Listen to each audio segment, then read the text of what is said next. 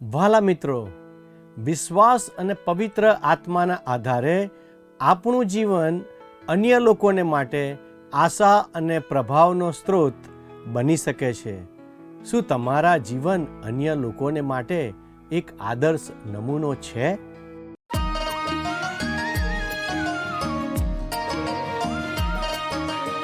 સ્તવન કરું, સ્તવન કરું, સ્તવન કરું ઈસુ તારું.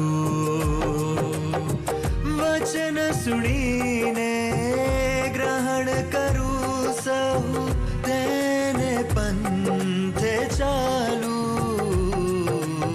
સ્તવન કરું, સ્તવન કરું, સ્તવન કરું ઈસુ તારું.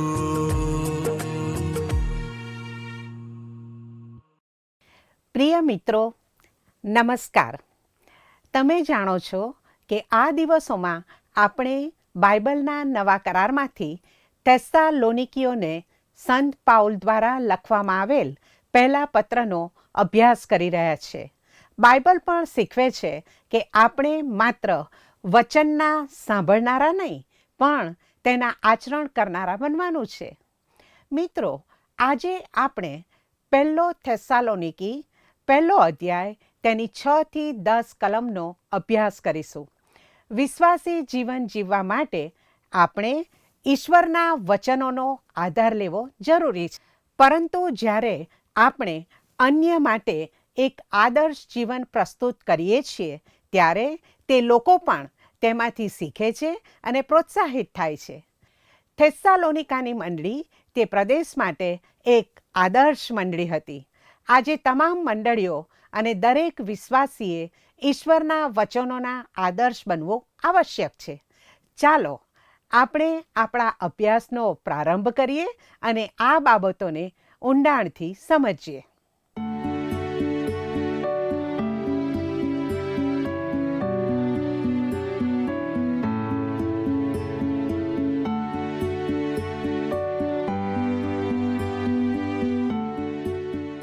વહાલા દર્શક મિત્રો, તમે જાણો છો તેમ ગત સ્તવન કાર્યક્રમમાં આપણે બાઇબલમાં નવા કરારના વિભાગમાં આવેલ થેસ્સાલોનિકાની મંડળીને સંત પાઉલે લખેલા પત્રનો અભ્યાસ શરૂ કરી ચૂક્યા છીએ. આપણે જોયું કે ઈશ્વરનું વચન થેસ્સાલોનિકામાં ખૂબ જ નિશ્ચિતતા સાથે આવ્યું હતું, કારણ કે પવિત્ર આત્માએ તેને સંત પાઉલના મુખમાંથી ત્યાંના રહેવાસીઓના જીવન અને હૃદયમાં રોપ્યું હતું. તેઓ પ્રભુ ઈસુના અનુયાયીઓ બન્યા. ચાલો આપણે પહેલો થેસ્સાલોનિકા 1 અને 6 વાંચીએ. ત્યાં લખ્યું છે, અને તમે ઘણી વિપત્તિઓ વેઠીને પવિત્ર આત્માના આનંદ સહિત પ્રભુની વાત સ્વીકારીને અમને તથા પ્રભુને અનુસરનારા થયા. ભલા દર્શકો, આ કલમમાં સંત પાઉલ સમજાવે છે કે તમે અમારું અને પ્રભુનું અનુકરણ કર્યું છે, અને જોકે તમને ઘણું દુઃખ સહન કરવું પડ્યું, તો પણ તમે તે સંદેશાને પવિત્ર આત્મા દ્વારા મળતા આનંદથી સ્વીકારી લીધો. વહાલા મિત્રો, તમે જુઓ, આ કલમમાં સંત પાઉલ પોતાને અને સિલાસ તેમજ તિમોથીને એક નમૂના કે ઉદાહરણ તરીકે રજૂ કરે છે. જો મારું જીવન યોગ્ય ના હોય તો હું પોતે નમૂનારૂપ બની શકતો નથી, પરંતુ સંત પાઉલે સમગ્ર રોમન સામ્રાજ્યમાં એક જગ્યાએથી બીજી જગ્યાએ પ્રભુ ઈસુ ખ્રિસ્તના શુભ સંદેશનો પ્રચાર કર્યો. તેમણે પોતાની જાતને આ વિશ્વાસીઓ માટે પોતાને એક ઉદાહરણ રૂપ તરીકે રજૂ કર્યા. તેઓ કહે છે કે તેમણે ઘણું બધું દુઃખ સહન કરવું પડ્યું, તેમ છતાં તમે પ્રભુ ઈસુ ખ્રિસ્તના સંદેશને પવિત્ર આત્મા દ્વારા મળતા આનંદને લીધે સ્વીકારી લીધો, અને અમારા અને પ્રભુના નમૂનાને અનુસરવાનું શરૂ કર્યું. દુઃખ કે શોક અને આનંદ કે સુખ બંને એકબીજાથી વિરોધી શબ્દો છે. તેઓ એકબીજાથી પૂર્વ અને પશ્ચિમ જેટલા દૂર છે. તેઓ એકબીજા સાથે જોડાયેલા નથી, પણ રાત અને દિવસની જેમ એકબીજાથી દૂર છે. તેઓ ઠંડી અને ગરમી જેટલા એકબીજાથી વિરુદ્ધ છે. તેઓ બંને એકબીજા સાથે કેવી રીતે હોઈ શકે? કદી પણ નહીં. દુઃખમાં રહેલો માણસ ખુશ રહી શકતો નથી કે આનંદ વ્યક્ત કરી શકતો નથી. જો કોઈ વ્યક્તિ જીવનમાં ખુશ છે તો તે દુઃખમાં નથી. તેમ છતાં પ્રભુ ઈસુ ખ્રિસ્તના એવા અદ્ભુત સંતો થઈ ગયા છે જેમણે અતિશય દુઃખ સહન કર્યું અને સાથે જ તેમના હૃદયમાં પ્રભુનો આનંદ પણ કાયમ રહ્યો હતો. એ જ સાચો અને ખરો વિજય છે. આજે આપણે સાજાપણા વિશે ઘણું બધું સાંભળીએ છીએ અને હું ઈશ્વરનો આભાર માનું છું કે તે સાજાપણું આપે છે. તે કેટલું અદ્ભુત છે. પણ હું પ્રભુ ઈસુ ખ્રિસ્તના કેટલાક વિશેષ સંતોને જાણું છું જેઓ મારી આશા કરતાં વધુ અદ્ભુત છે. આ સંતો પ્રભુના માટે દુઃખ સહન કરવા છતાં હંમેશા આનંદમાં રહે છે. મારા વહાલા મિત્રો, આજે એવો કોઈ વ્યક્તિ નથી જે દુનિયાના મનોરંજનનો આનંદ માણી રહ્યો હોય અને સાથે દુઃખ પણ ભોગવી રહ્યો હોય. દુનિયા આ બંનેને એકસાથે જોડી શકતી નથી. વહાલા મિત્રો, પ્રેરિત પાઉલ થેસાલોનિકાની મંડળીના લોકો વિશે કહે છે કે તેઓએ પ્રભુ ઈસુ ખ્રિસ્તનો સંદેશો ઘણા બધા દુઃખમાં સ્વીકાર્યો હતો. તેમના પર દુઃખ, પીડા, સતાવણી અને ઝંઝાવાતો વગેરે આવી પડ્યા હતા. પરંતુ સાથે આ લોકોની પાસે પવિત્ર આત્માનો આનંદ પણ હતો. આ લોકોના જીવનમાં સારી અને મુશ્કેલ બાબત હતી. એક વિશ્વાસીના જીવનમાં ખાટી કે કડવી બાબતો હોઈ શકે છે, પણ તે જ સમયે તેઓના જીવનમાં અને હૃદયમાં મીઠાશ પણ હોય છે. ભલા મિત્રો, પહેલા થેસાલોનિકા 1 અને 7 લખેલું છે, જેથી તમે મકદોનિયા તથા અખાયામાંના સર્વ વિશ્વાસીઓને નમૂનારૂપ થયા. આ કલમ કહે છે કે તમે એટલે કે થેસાલોનિકીની મંડળીના લોકો મકદોનિયા અને ગ્રીસના સર્વ વિશ્વાસીઓને નમૂનારૂપ બન્યા છો. મકદોનિયા અને ગ્રીસમાં એટલે મહાન સિકંદરના ગ્રીક લોકો અને મકદોનિયા યુરોપના સામ્રાજ્યનો ઉલ્લેખ કરે છે.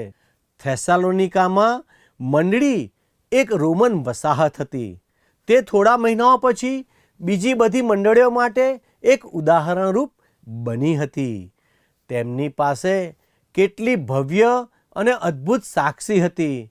ભલા મિત્રો, મને લાગે છે કે મારે અને તમારે પણ બીજાઓની આગળ વિશ્વાસનો નમૂનો આપવો જોઈએ. શું આપણે એમ કરીએ છીએ? મિત્રો, આજે આપણે ઘણીવાર આવા વિશ્વાસીઓ વિશે અને બહુ જ જૂજ વ્યક્તિઓ વિશે સાંભળીએ છીએ જેઓ બીજાઓ માટે ઉદાહરણરૂપ બન્યા હોય છે. પ્રભુ ઈસુ ખ્રિસ્ત પર વિશ્વાસ ધરાવતી અને બીજાઓ માટે નમૂનારૂપ હોય તેવી દૂર દૂર સુધી જાણીતી બહુ જ ઓછી મંડળીઓ જોવા મળે છે. હવે મિત્રો, આપણે આગળની કલમ તરફ જઈએ જેમાં શુભ સંદેશના પરિણામો જોવા મળે છે. વાલા મિત્રો, આવો મારી સાથે પહેલા થેસાલોનિકી 1 અને 8 ને ધ્યાનથી જુઓ. કેમ કે કેવળ મકદોનિયા તથા અખાયામાં તમારાથી પ્રભુની વાત ફેલાઈ એટલું જ નહીં, પણ સર્વ સ્થળે દેવ પરનો તમારો વિશ્વાસ પ્રગટ થયો એ વિશે અમારે કહેવાની કંઈ અગત્ય નથી. આ કલમ પરથી જોઈ શકાય છે કે સંત પાઉલ જ્યાં પણ ગયા ત્યાં આ મંડળીની ખ્યાતિ તેમના પહોંચ્યા અગાઉ ફેલાઈ ગઈ હતી. વિશ્વાસીઓ પહેલાંથી જ થેસાલોનિકાની મંડળી વિશે વાત કરી રહ્યા હતા. તેથી સંત પાઉલને તેના વિશે કંઈ કહેવાની જરૂર નહોતી.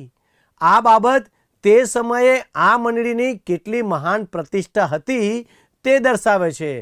હવે મિત્ર, આપણે આગળ 9મી કલમ અને 10મી કલમ શું કહે છે તે જોઈએ.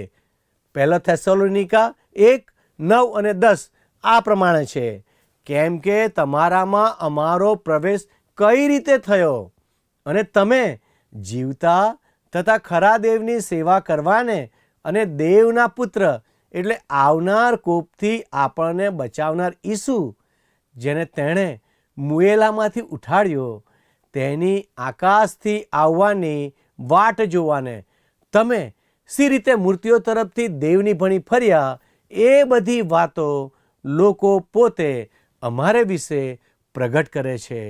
વહાલા મિત્રો, આ કલમ પવિત્ર ગ્રંથ બાઇબલમાં જણાવેલી છે અને આ કલમ જણાવે છે કે સંત પાઉલે આ મંડળીની મુલાકાત લીધી ત્યારે તેઓએ તેમનો કેવો આવકાર કર્યો અને કેવી રીતે તેઓ પ્રતિમાઓ તરફથી સાચા અને જીવંત ઈશ્વરની તરફ તેમની સેવા કરવા ફર્યા અને સ્વર્ગમાંથી ઈશ્વરના પુત્ર ઈસુના આગમનની તેઓ રાહ જુએ છે તે વિશે સર્વ લોકો વાતો કરે છે. ઈશ્વરે તેમને મરણમાંથી સજીવન કર્યા. તે ઈશ્વર પુત્ર ઈસુ આપણને આવનાર કોપથી બચાવે છે. વહાલા મિત્રો, પાઉલ, સિલાસ અને તિમોથીની મુલાકાત સમયે પ્રભુ ઈસુ ખ્રિસ્તના સંદેશા પ્રત્યે આ મંડળીનો કેટલો અદ્ભુત પ્રતિસાદ હતો તે આપણે જોઈ ગયા. સંત પાઉલના કહેવા મુજબ લોકોના આ પ્રતિસાદ 3 રીતે હતા. પહેલો, તમારા વિશ્વાસના કામ એટલે તમે કેવી રીતે પ્રતિમાઓ તરફથી જીવંત ઈશ્વર તરફ વળ્યા એ બાબત. બીજું, તમારા પ્રેમનો પરિશ્રમ એટલે જીવંત અને સત્ય ઈશ્વરની સેવા કરવી તે. અને ત્રીજું, તમારી દ્રઢ આશાની ધીરજ એટલે ઈશ્વરના પુત્ર પ્રભુ ઈસુ ખ્રિસ્તની સ્વર્ગમાંથી આવવાની રાહ જોવી તે. વાલા દર્શક મિત્રો, હવે હું આ કલમોને થોડા અલગ દ્રષ્ટિકોણથી જોવા માગું છું. સંત પાઉલ થેસાલોનિકા શહેરમાં આવ્યા ત્યારે તેમણે પ્રતિમાની ઉપાસના વિરુદ્ધના અથવા રોમન દેવતાઓની ઉપાસનામાં રહેલી ખામીઓ તરફ ધ્યાન દોરતા સંદેશાઓ આપ્યા નહીં, પણ તેમણે ફક્ત પ્રભુ ઈસુ ખ્રિસ્તના શુભ સંદેશ વિશેનો ઉપદેશ આપ્યો. જ્યારે તેમણે ખ્રિસ્તનો ઉપદેશ આપ્યો ત્યારે તેઓ પ્રતિમાઓથી સત્ય ઈશ્વરની તરફ વળ્યા. ભલા મિત્રો, અહીં ખાસ નોંધ કરો કે સંત પાઉલ એમ પણ નથી કહેતા કે તેઓ પ્રતિમા તરફથી સાચા ઈશ્વર તરફ વળે. હવે આપણે આ બાબત વિશે કંઈક સ્પષ્ટ રીતે વિચારવાની જરૂર છે. તેઓ આગળ જણાવે છે કે તમે પ્રતિમાઓથી ઈશ્વર તરફ કેવી રીતે વળ્યા. આજે આપણે સાંભળીએ છીએ કે ઉદ્ધાર મેળવવા માટે પસ્તાવો કરવો જરૂરી છે. પસ્તાવો અને વિશ્વાસ બંનેને એક પ્રક્રિયાના 2 પગલાં તરીકે રજૂ કરવામાં આવ્યા છે. વાસ્તવમાં તે બંને એકબીજા સાથે જોડાયેલા છે. તમે બંને બાબતો અહીં જોઈ શકો છો. જ્યારે સંત પાઉલે ખ્રિસ્તનો ઉપદેશ આપ્યો ત્યારે તેઓ પ્રતિમાઓથી સત્ય ઈશ્વર તરફ વળ્યા ત્યારે તે વિશ્વાસનું કાર્ય હતું અને તે કાર્ય વિશ્વાસ દ્વારા થયું હતું. અહીં પ્રભુ ઈસુ ખ્રિસ્ત આપણને યોહાનની લખેલી સુવાર્તા તેના 6 અધ્યાયની 29મી કલમમાં જણાવે છે, ઈસુએ તેઓને ઉત્તર આપ્યો કે જેને તેણે મોકલ્યો છે તેના પર તમે વિશ્વાસ કરો, એ જ ઈશ્વરનું કામ છે. મારા વહાલા પ્રિય મિત્રો, આ લોકો પ્રતિમાઓથી સાચા ઈશ્વર તરફ વળ્યા તે સાચું છે અને તે જ સાચો અને ખરો પસ્તાવો છે. પસ્તાવો સાચા ઈશ્વરની તરફ લઈ જાય છે. જ્યારે તેઓ સાચા ઈશ્વર તરફ વળ્યા ત્યારે તેઓ આપમેળે પ્રતિમાઓથી દૂર થઈ ગયા.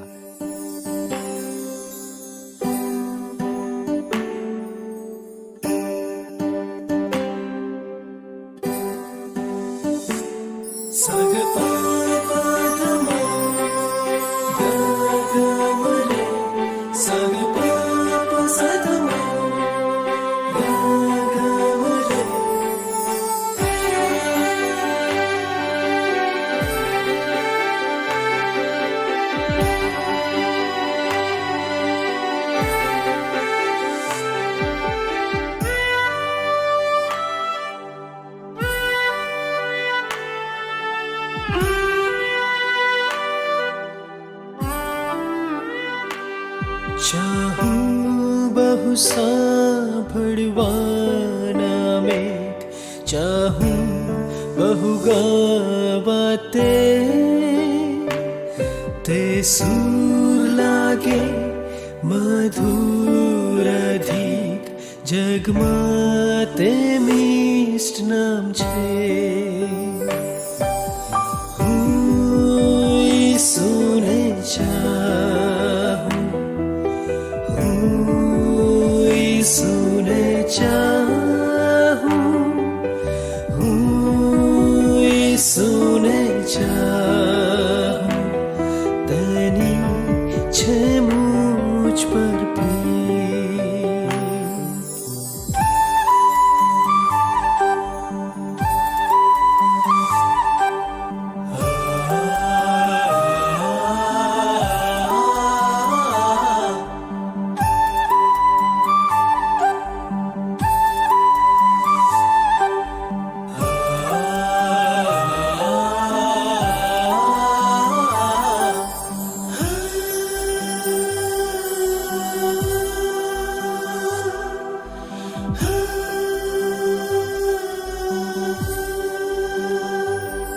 તે મને કે બાપનો ભંડાર જે છે દર દિવસમાં, જો હું જાઉં કોઈ માર્ગ અંધાર, પ્રકાશ દે આખી વાટ.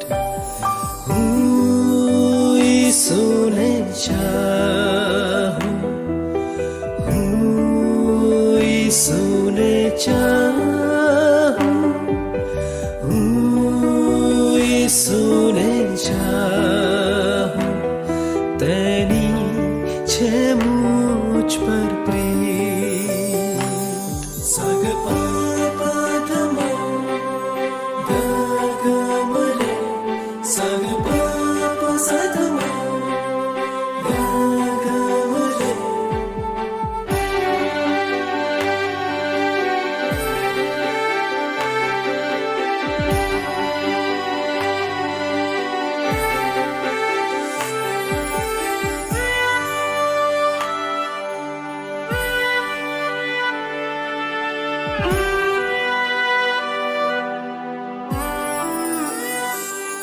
તે મને લેશે સ્વર્ગમાં, આવે જ્યારે મરાય.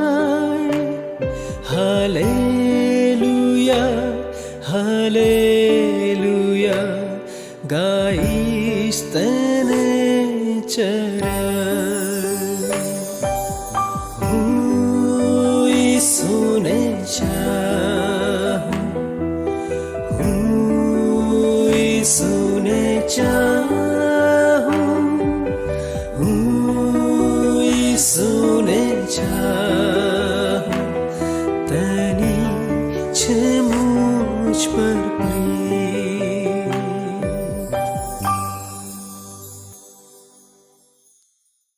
મારા મિત્ર, આપણે કોઈ પાપનો પસ્તાવો કર્યા વિના પ્રભુ ઈસુ ખ્રિસ્ત તરફ ફરી શકતા નથી. કોઈ બાબત કે પાપથી પાછા ફરવું એ જ સાચો અને ખરો પસ્તાવો છે. આપણે પ્રભુ ઈસુ ખ્રિસ્તને પાપથી છુટકારો આપનાર તરીકે સ્વીકારવાની જરૂર છે અને તેમને વળગી રહેવાની જરૂર છે. માનવીને એ જાણવાની જરૂર છે કે તે ખોવાયેલો પાપી છે. જો તે પાપી વ્યક્તિ ન્યાયકાળના દિવસ સુધી બેસી રહીને પોતાના પાપો માટે રડતો રહે તો તેનાથી તેને કોઈ ફાયદો થશે નહીં. પણ જ્યારે કોઈ વ્યક્તિ પ્રભુ ઈસુ ખ્રિસ્ત તરફ વળે છે ત્યારે તે તેના પાપોથી પાછો ફરશે. જો કોઈ માણસ તેના પાપથી પાછો ફરતો નથી તો તે ઈશ્વર તરફ પાછો ફરી શકતો નથી. મિત્રો, મને ખાતરી છે કે જ્યારે થેસાલોનિકાના વિશ્વાસીઓ તેમની પ્રતિમા ઉપાસનાથી પાછા ફર્યા ત્યારે તેઓએ તે માટે શોક વ્યક્ત કર્યો હશે. સત્ય ઈશ્વરની તરફ પાછા ફર્યા બાદ તેઓને પોતાનો અમૂલ્ય સમય બગાડવા બદલ ખૂબ પસ્તાવો થયો હશે.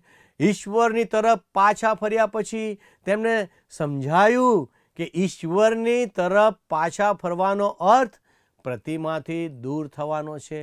જૂના રીત રિવાજોથી દૂર રહેવા માટે તમારા પાપી જીવનથી દૂર રહો અને જૂની વાતો મૂકી દો.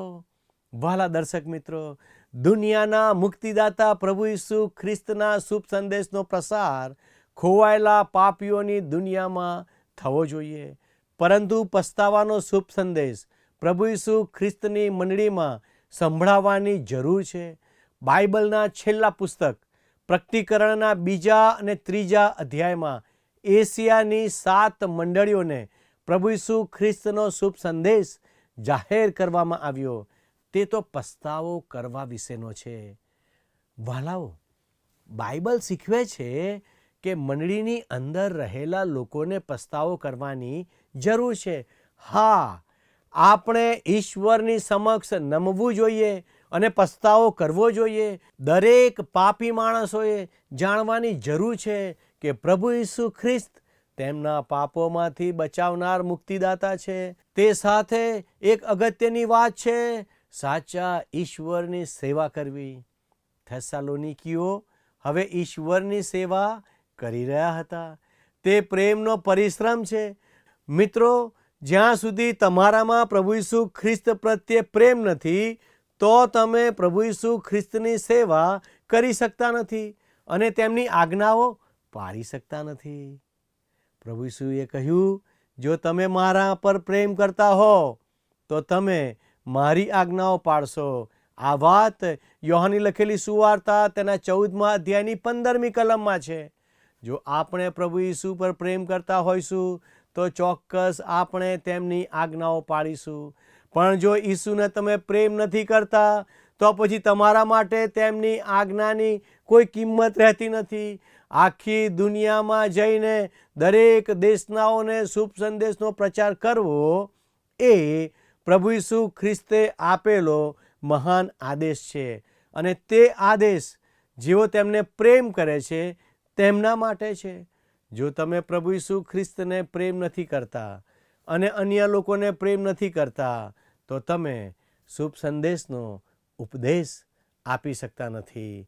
યોહાન અનુસાર શુભ સંદેશના 21મા અધ્યાયમાં પ્રભુ ઈસુ ખ્રિસ્ત સિમોન પિત્તરને એવું પૂછતા નથી કે પિત્તર, તે કેમ 3 વાર મારો નકાર કર્યો. પ્રભુ ઈસુએ ક્યારેય આવું કંઈ કહ્યું નહીં. તેમણે એક સાદો અને સરળ પ્રશ્ન પૂછ્યો, પિત્તર, શું તું મારા પર વધારે પ્રેમ રાખે છે? પ્રિય મિત્રો, પ્રભુ ઈસુએ આપણને પણ કહ્યું છે કે જો તમે મને પ્રેમ કરો છો તો મારી આજ્ઞાઓનું પાલન કરો. સંત પાઉલ આગળ લખે છે કે ઈશ્વરના દીકરા પ્રભુ ઈસુ ખ્રિસ્તની સ્વર્ગમાંથી આવવાની રાહ જુઓ. તેનો અર્થ એ નથી કે તમારે બેસીને સ્વર્ગ તરફ જોતા રહેવું જોઈએ. તેનો અર્થ એ છે કે આપણે કામમાં લાગી જવાનું છે. જો આપણે પ્રભુ ઈસુ ખ્રિસ્તને પ્રેમ કરીએ છીએ તો આપણે તેમની સેવા કરીશું. પ્રભુ ઈસુ ખ્રિસ્તની રાહ જોતા જોતા આપણે તેમની સેવામાં વ્યસ્ત રહેવાનું છે. આ આશાની દ્રઢતા છે. તેનો અર્થ એ છે કે પ્રભુ ઈસુ ખ્રિસ્તના બીજા આગમનની રાહ જોવાના સમય દરમિયાન પ્રભુની સેવા કરતા રહો. ઈશ્વરના વચનોનો પ્રચાર કરતા રહો. પ્રભુ ઈસુ આ જગતમાં આવીને તેમની કન્યારૂપી મંડળીને જગતમાંથી બહાર લઈ જશે. તે કોઈ છટકી જવાનો માર્ગ નથી, પણ તે તો ઈશ્વરની સેવા માટેનું એક પ્રેરણારૂપ ઇનામ છે. ઈશ્વરના શુભ સંદેશનો ઉપદેશ આપવાની એક તક છે. પ્રકટીકરણ 22 અને 20માં પવિત્ર ગ્રંથ બાઇબલ આ પ્રમાણે કહે છે, જે આ વાતોની સાક્ષી આપે છે તે કહે છે કે હા, હું થોડી વારમાં આવું છું. આમીન. હે પ્રભુ ઈસુ, આવ. વાલા દર્શક મિત્રો, આ વિશે વિચાર કરજો.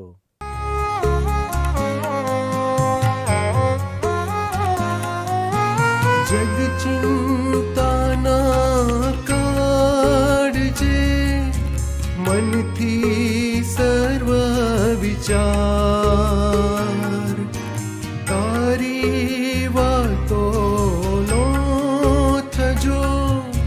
અમમાં બહુ વિસ્તાર,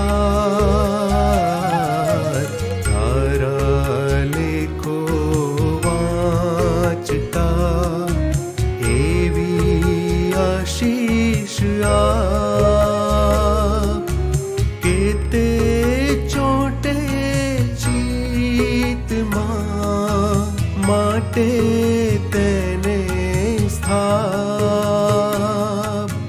માટે તેને સ્થાપ. સેવા કરવા આવ્યા હે પ્રભુ અમમાં.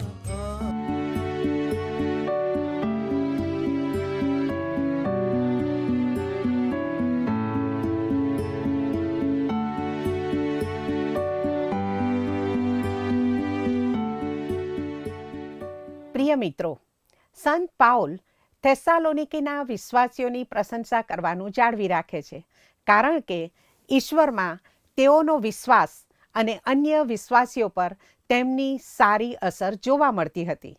તેઓ ખૂબ જ પ્રેમથી વિશ્વાસી અનુયાયીઓ બન્યા, તેથી તેમના બદલાયેલા જીવન અને વિશ્વાસની વાત ફેલાઈ ગઈ. તેઓ મકદોનિયા અને અખાયાના બધા વિશ્વાસીઓ માટે એક ઉદાહરણ બન્યા, જેથી તેઓ પ્રભુનું અનુકરણ કરનારા બન્યા, તેમ અન્ય વિશ્વાસીઓ તેમનું અનુકરણ કરી શકે. સંત પાઉલ નોંધે છે કે થેસ્સાલોનિકી મંડળીની પ્રભાવશાળી સાક્ષી સંબંધી આપણે કંઈ કહેવાની જરૂર નથી, તેમની સાક્ષી પોતે જ બોલે છે. સંત પાઉલ એમ પણ જણાવે છે કે જ્યારે ઈસુ સ્વર્ગમાંથી પાછા ફરશે ત્યારે તે જ આપણને આવનારા કોપથી બચાવશે. અહીં સંત પાઉલ પુનરુત્થાનની આશા દર્શાવે છે, કારણ કે ઈસુ પોતે મૃત્યુમાંથી સજીવન થયા હતા અને તેથી વિશ્વાસીઓ તેમના સ્વર્ગમાંથી પાછા આવવાની રાહ જુએ છે. ઈસુમાં આપણો વિશ્વાસ આપણને આવનારા કોપથી બચાવે છે. ઈસુના પુનરાગમન માટે આપણે તૈયાર રહેવાની જરૂર છે અને ત્યાં સુધી આપણે ઈશ્વરને વિશ્વાસુ રહેવાની જરૂર છે, જેથી આપણને સ્વર્ગીય પુરસ્કાર મળે. મિત્રો, શું તમે આ પુરસ્કાર મેળવવા તૈયાર છો? મારા આ પ્રશ્ન પર શાંતિથી વિચાર કરજો. મિત્રો, આજની આપણી બાઇબલ ક્વિઝનો પ્રશ્ન છે, સંત પાઉલ જ્યાં જ્યાં ગયા ત્યાં કઈ મંડળીની પ્રશંસા થતી હતી? એ મકદોનિયા, બી થેસ્સાલોનિકા, સી ગ્રીસ, ડી એફેસસ. મિત્રો, ગત પ્રશ્નનો જવાબ છે એ પસંદગી. અમારા આજના પ્રશ્નનો જવાબ જલ્દીથી મોકલી આપશો. દરેક પ્રશ્નનો સાચો જવાબ આપનાર વિજેતાઓના નામ દર મહિનાના પ્રથમ સોમવારે જાહેર કરવામાં આવશે. અમારો સમય પૂરો થાય છે. ઈશ્વર આપને આશીષ આપો. આમીન. શું તમને આ કાર્યક્રમ ગમ્યો? અત્યારે જ અમને મિસ કોલ કરો.